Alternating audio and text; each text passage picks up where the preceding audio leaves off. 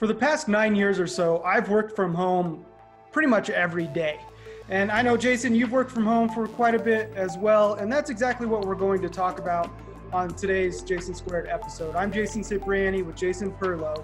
And we're going to dive into how we've been able to be remote workers or work from home for such a long amount of time and find some success in doing it. And Jason, I know you have a pretty good routine set. What's your typical day like? I'm not like you. Unfortunately, I don't have kids, but maybe, or fortunately, depending on the way that, you might want to view it, I just have little dogs. I get up in the morning. I'm usually at my desk by 9 a.m. I used to get up a lot earlier when I had to work on Wall Street back in the day and I had to commute to work. But now, most of the corporations I work for now are usually based out of San Francisco or the West Coast.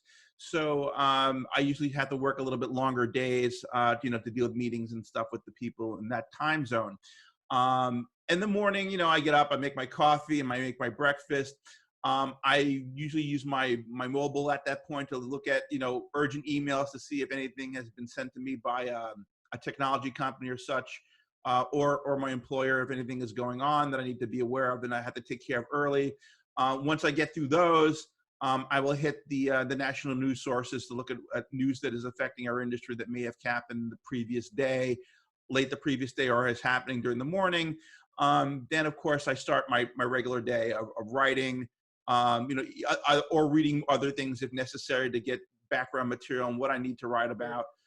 Usually goes late in the day. I feel that my best writing occurs when I'm undistracted and when it's very quiet, usually later in the evening or early in the morning, or even on the weekend. Sometimes I spend on hardcore writing sessions when the week is more of a research sort of note-taking Interesting. endeavor. Yeah, so I kind of take the same approach as you. I have a set routine. I do have kids. So my routine usually starts pretty early in the morning, getting up, helping the kids get up, get ready for school. But every day I get up, I take a shower, I get dressed as if I'm leaving the house and going to an office somewhere Yep. and actually working. And then I'm at my desk normally, I'd say 99% of the time by 8 a.m. Like you, I work with a lot. I'm in Colorado, so I'm centrally located as far as time zones go. So I do spend some of that time in the morning triaging emails, making sure the East Coast people I work with haven't needed something from me overnight, and then kind of waiting for the West Coast people to wake up and get going. But like I said, by 8 o'clock, I'm at my desk. I usually break for lunch around noon. I try not to work through lunch, but odds are I sit there and Yeah, I work through lunch. That's a bad habit. I have my plate or whatever it is sitting, a microwave, whatever, sitting on front of me, and I eat and I write and I read. It's terrible, yeah. but I really should be sitting at a table in the kitchen or something, just eating, focusing on having lunch and taking my time with it rather than just wolfing it down. Yeah, I never eat lunch at my desk. That's one thing that's kind of nice about my setup is I actually work in a building that's detached from our house. And we'll get to this here in a little bit. But so when I go inside for lunch, I'm actually in a different building. I'm in the house. So it's nice. And I probably never eat lunch at my desk, but that doesn't mean I don't have a laptop or my iPad set up on the kitchen table while I go through and maybe catch up on Twitter or Slack messages or whatever. But I think, and so by the end of the day, around 3, 4 o'clock when the kids get home from school, I usually kind of break for the day. I'll monitor stuff throughout the evening, but usually not until the next morning do I actually work again. I try to hold set hours and set that expectation. I'm a freelance writer, so I have quite a few different clients. I Yep. set that expectation with my clients that, I don't work on the weekends typically. That's time for family and kids, and evenings are almost certainly out of the question unless something big's going on. Apple's holding a night event or whoever is holding a night event, Right. then yeah, there's exceptions. But for the most part, I have typical office hours throughout the day or out the week. And, I set those expectations with my clients. So as far as what kind of tools and apps and services you use to stay in contact with people, what do you do outside of Twitter? So, it depends on who my employer is at the time, because unlike you, I work well, I was a working technologist at IBM and Microsoft, Sure. Dimension Data, Proofpoint. I'm now with the Linux Foundation. Now I've moved into more of a full-time corporate writing role in the last 2 years. I used to be, technology services and implementation. So it was more of a travel-oriented role where I would work from home on deliverables and things like that. Now Microsoft was a huge Office 365 shop. They used Teams. They used Skype for Business. Those were their tool sets. I have since moved to organizations which use heavily Zoom for video. Although I'm seeing that Zoom is more for people tend to turn the camera off and they just want to use it for audio, just like a phone call. Zoom, the Google G Suite for all the main office style things which include email and calendaring. Although I wish calendaring and email were better integrated into a single view on G Suite. That's the one thing I don't like about it. Yeah. I find I have to end up going to my mobile to flip between stuff faster just because it's more effective to do it that way. I agree. I also, for landline phone calls, since I still technically do like to make them, I have an Ooma Office, which is connected to I don't know if you can see this. This is a Cisco IP phone. You have a legit phone. To that Cisco IP phone, I have a headset. This is a Sennheiser, which can switch between the computer and the phone, the regular outgoing telephone line, if I need to make that kind of a conference call style call. Because using these obviously looks a lot more preferable if I have to go on video than one of these, right? This one is good for isolation. It's good for listening to music. It's good for just tuning out the rest of the world that can distract you. Absolutely. But it's not necessarily the best for a video conferencing or a corporate conferencing scenario. There was another set of headphones that I used before made by Jabra. It was the Evolve 80, which is great for isolation. The Jabra 75 is supposed to be excellent. I was thinking about investing in a pair of those because that's kind of somewhere between one of these and one of these. And I don't have to jump between devices if I want to use one. But that's something you need to be aware of is the type of voice quality that you're going to have and the headset you're going to use and how you make things like phone calls. Some people just like to use their mobile, right? I mean, I always keep an Android phone or my iPhone near me, but that's not how I like to make calls, so to speak, in terms of guaranteeing voice quality. Because what I've noticed is that you really want a good solid connection when making voice and video calls. Ideally, you want to be hardwired Ethernet to your switch. You don't want to use wireless if you can get away with it. Yeah, absolutely. I agree. So I kind of have a mishmash of a setup. I have an iMac I do most of my work on at my desk. It's a standing desk. I do have a heightened chair, a stool, I guess, that I can sit on if I'm just not feeling like standing up. Chairs are so important. Let me tell you something. For years and years, I had crappy office furniture, but if you can see this is a Herman Miller Aeron, okay? With one of these, it's got these in the back, for good airflow. And you want to make sure you got a nice seat. If you got back problems, you want to make sure you have a nice, good ergonomic chair. They are expensive. Even this one I got used, I think, for $400, which is a good buy because they go for over $1,500. So you might want to look at used office furniture, stores on the internet to see if they have good refurbished buys on things like higher end office chairs. Don't go to Home Depot or don't go to Office Depot or Staples and spend $150 on a chair and think it's going to be a good chair. It's not. When you have to sit in the chair for 10 hours a day, you want a really good chair. Yeah, I agree 100%, which is why I try to stand most of the day. It makes me stay active, at least. I find when I'm working and I need to think about something, I naturally start to wander around the room while I'm working through something. It's, but I do have the least ergonomical chair possible. But as far as keeping in touch with people, Slack is something that some of my clients require I use. Yep. Email is probably the best way for me to communicate with people, even though it is such a cluster of just information that is coming in, and I have to filter through it. But honestly, I stay on top of it pretty well. As far as music, which is something I enjoy working to and writing with, I can't work with like a podcast or even a show on the TV in the background. It's too distracting. I end up watching that instead of getting my work done. Right. So I have a HomePod that I use. I love being able to just give voice commands to it or just tap on it actually and start and stop. You like the HomePod? You're like the only person I know with a HomePod. Yeah, I use it quite a bit. It's the only one that's truly integrated with Apple Music, and it's easy Okay. to use, right? And I don't use it to ask about weather or automation or any of that other stuff. It is strictly a speaker to listen to my Apple Music account on.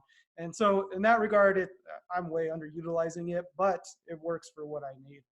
Cool. I bought it years ago when it launched to review it, and it just kind of stayed on my desk. I never returned it or decided to part with it. But I think one thing we really need to spend some time focusing on here is the mental health aspect Yeah. of working from home, and for most of us, being alone all day long.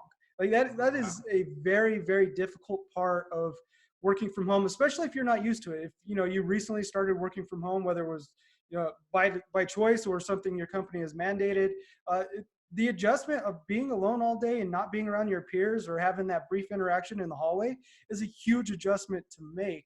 What do you do mental health wise, Jason? Well, so, I've been at this for like, 10, 15 years. And I have to say that you have to try to create that normal business working environment as much as possible. Now, this can be difficult because let's say that you are a remote employee at an organization. At Microsoft, I was a remote employee. My last job, I was a remote employee. And this current job, everybody is a remote employee. So to try to replicate office culture is very important. Now, I'm not saying that you need to have a million meetings and you have to have a million video calls to have face-to-face interaction with people, but if you want to try to simulate that office culture as much as possible, even if you don't have that ability to go out to lunch or go have coffee with your comrades, I would try to schedule as much as in-face meetings with your comrades as possible. Like, once or twice a year, you might want to have just arrange for people to meet each other, to get to Yeah. know what that person is like. I also I'm probably going to instill an office hours, an open office hours block of time every week where people can check in with me and just say hi, just like if they were stopping by the desk and picking up a piece of candy, from a jar. That's what I'm going to have. I'm literally going to have the ability for people to just stop in and say hi whenever they want on that block of time, just so people can check in with me. I think that's going to be interesting to try to do. I'm also going to say that there are certain things that we overlook that are very important to us. One of which is personal hygiene, right? And people always joke about freelancers and people from work from home because we're always sitting around in our underwear and we're not taking showers. I'm not saying that you have to dress as corporate. I frequently wear a t-shirt and a pair of shorts because I live in Florida and it's warm. But at least wear clean clothes, wear clean underwear, try to take a shower at least every other day. I have a swimming pool so I can kind of get away with it. My wife is laughing at me because she's saying that you should practice what you preach, but you should definitely try to maintain personal hygiene as much as possible. If you start to smell, you're going to notice it, and other people around you are going to notice it. So try so personal hygiene, take care of yourself is extremely important. The other thing I would say is another thing people ignore is food. They ignore proper nutrition. I know so many people that work from their desks that live on, pre-processed, take it out of the box and microwave it food. Yeah. Um, I think that happens in the office as well, but at home it's a lot easier just to throw something in the microwave. you can't live on microwave pizzas and burritos and hot pockets and TV dinner type things. Sure. You really should look. I'm not saying that people should become a personal chef, right? But you should learn how to cook a couple of different things. You definitely shouldn't be living on Chinese delivery and things like that. Yeah. I know what. Look, we've all had to use Uber Eats and things when we travel and then we get stuck in a hotel room, but don't live like that at home. That's really bad. Yeah. I mean, nutrition is so important Yeah, to it your affects. personal life. So is hydration, by the way. If you don't drink water, bad things are going to happen. Yeah, I agree You can't with live you. on coffee. So the mental health aspect of this is one area that over the years I've had my ups and downs with. It gets lonely working by yourself. As far as for me, I think what I need to do and what I need to do more often, and what other people who work from home or are finding themselves now working from home need to do is just get out of the house. Yeah. Just leave, whether it's, going to Starbucks and working, or a local coffee shop and working for an hour just to be around other people. It doesn't matter if you don't talk or interact with anyone, but just feeling like you're actually a person that exists instead of someone who wakes up, sits at your desk, eats dinner, goes to bed, wakes up, and rinse and repeat. Getting out of your house is super important. There's been days where my wife has come home from work and I'm like, I need to leave. I don't care where we go, what we need to do. I have to get out of the house because it's been 3 or 4 days that I hadn't even been outside, and that's something that's a hard habit to break. I've tried to commit myself to Yeah. doing it once a week or once every few days. One thing I do regularly do is as the winter passes and the months, the weather warms up here in Colorado, is get out and take a 20-minute walk, Yeah. get some fresh air. you know Going around our block is exactly 1 mile, so it's easy to track, and just taking a break. That's another thing, because I work from home. I always have this fear that if I'm not at my desk ready to tackle a task that I'm assigned, that like my bosses, my editors, or whoever it is are going to think I'm taking advantage of working from home. And so the guilt of not being readily available is, and it's Oh yeah. I mean, and I'm the type that answers emails instantaneously that I get them. I mean, I very rarely wait more than 15, 20 minutes before answering an email. That yeah, gives me anxiety. yeah, I'm the same way, because there's not that face-to-face interaction, and which kind of segues into the next part of this. We actually opened up to the other ZDNet writers what their recommendations were, because we're predominantly a remote work company, right? Most of us don't work out of an office in New York or San Francisco. We're scattered all over the country, and in fact, we're all over the world. And so as I was going through and reading the list, our head honcho, Larry Dignan, he actually commented avoid guilt. Like that was his first or second item on his list, is avoid guilt. So hearing someone who also works from home, he commutes once in a while to New York from Philadelphia, I believe, or Yep. Philly area. One of his first things was avoid guilt. So it was reassuring to me to know that he struggles with the same thing, and it's something we should all avoid. When we're working from home, it's easy to sit and watch a show and get distracted, but you got to keep working, but at the same time, it's okay to take breaks. If you're at an office, you take breaks. You go down to the break room, you go to the cafeteria, whatever it is, to get a cup of coffee. You could do that at home. You don't have to always be on and always be available. Agreed. Some other tips, I think a predominant theme that other writers had was not to work on a laptop, at your kitchen table. Ergonomically, it's really bad for you. It's awful. And as you get older, I mean, you end up squinting at the screens no matter how big they are. I mean, I bought a MacBook Pro 16 just like 2 weeks ago, but I don't use it as a laptop. I have it plugged into a Thunderbolt dock, which consolidates all my IO and all my peripherals that are attached to it. The keyboard is a Bluetooth keyboard. I got, all sorts of other junk connected to it via USB. But I use two 27-inch monitors, 4K monitors to do work, big monitors so I can blow up text. Because, you want to be able to move windows around. You don't want to feel cramped in a workspace. So I think having big monitors and being able to easily detach that laptop from all that rat's nest of cables. I only have 3 cables that go into that MacBook. The two Thunderbolt monitor connections and the power connection from USB-C, and that's it. And then I can go on my way if I need to. Yeah, I think the biggest thing is, if you do have a laptop, treat it like a desktop. Get yourself a monitor, a keyboard, and a mouse. Avoid the cramped writing environment, work environment on a laptop at your kitchen table. And that was another thing, a predominant theme out of the list that we received, or the advice we received, was find a dedicated workspace. Don't work at the kitchen table or on your couch 100% of the time. It's not conducive to getting work done. You're going to find yourself distracted or just hating working from home because of it. Some of the other comments we had was echoing getting out of the house. schedule a time to go to the gym every day and make sure your boss or whoever knows I'm at the gym, I'm unavailable these hours, just needs to happen this way. Mental health, super important. Any final bits of advice, Jason? Well, one is that, we've talked about a lot of different things to try to keep focused, to try to have a connection to the world. I would say that, you just need to take every single day at a time. Don't worry about, what's going to happen over the course of the week. Am I going to get all my crap done?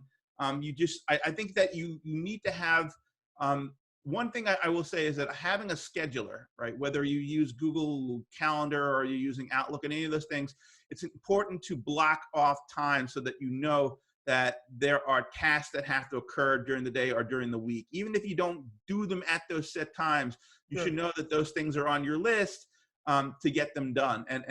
So organizing your time, and that's something I struggle with a lot because I get a lot of distractions. I may jump in and out of one thing and then do another.